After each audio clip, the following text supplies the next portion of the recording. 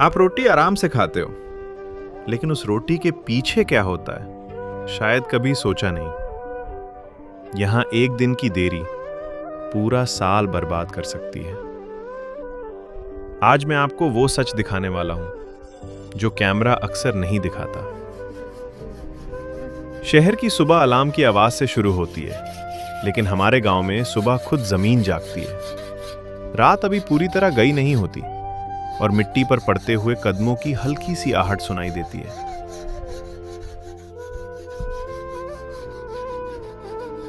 जहां गंदम की कटाई सिर्फ फसल नहीं होती, बल्कि साल भर की मेहनत का इम्तिहान होती है। आज का दिन आम नहीं है, आज सोना निकालने का दिन है। हम इसे गंदम कहते हैं, लेकिन असल में ये पूरे साल की मेहनत का फल होता है। हर साल जब ये खेत सुनहरे हो जाते हैं तो गांव की हवा भी बदल जाती है। इसमें एक अजीब सी खुशबू होती है जो सिर्फ महसूस की जा सकती है। लेकिन एक फिक्र भी साथ होती है, क्या इस दफा किसान वक्त पर अपनी फसल समेट पाएगा? क्योंकि किसान और आसमान का रिश्ता हमेशा से थोड़ा मुश्किल रहा है। जब सूरज सर पर आता है तो सब कुछ बदल जाता है। यहां घड़ी नहीं देखी जाती, यहां सिर्फ ये देखा जाता है कि कितनी बालियां अभी बाकी हैं। दरंती की हर चोट एक रिदम बनाती है, और आज यहां दो नौजवानों ने मुकाबला लगाया हुआ है कि कौन ज्यादा तेज गंदम काटता है। सिर्फ यही नहीं, दो बुजुर्ग भी उनके साथ इस मुकाबले का हिस्सा बने हुए हैं। यही तो गांव की पहचान है। यहां लोग अकेले नहीं, मिलकर काम करते हैं। रिश्ते यहां सच्चे होते हैं और मजबूत भी।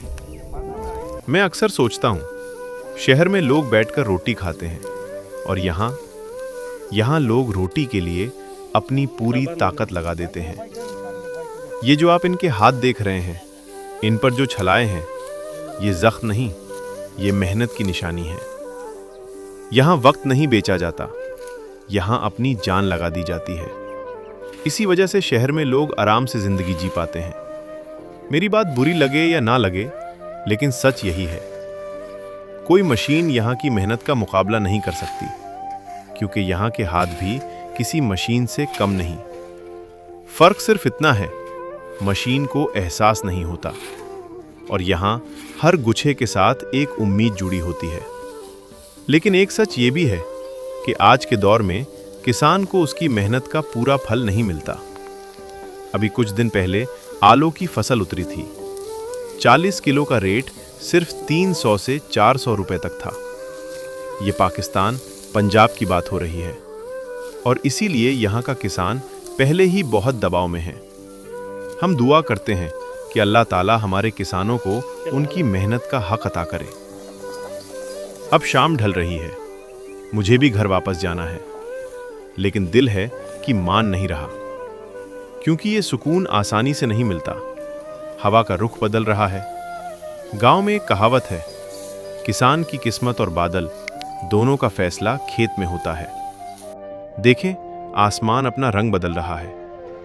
अगर आज रात बारिश हो गई तो ये सारी मेहनत मिट्टी में मिल सकती है। यहां प्लानिंग अक्सर फेल हो जाती है, सिर्फ दुआ काम आती है। जब आप खेत में खारे होते हैं, तब समझ आता है कि इंसान कितना छोटा है और कुदरत कितनी बड़ी। लेकिन बारिश भी जरूरी है, क्योंकि वो भी अल्लाह की रहमत है।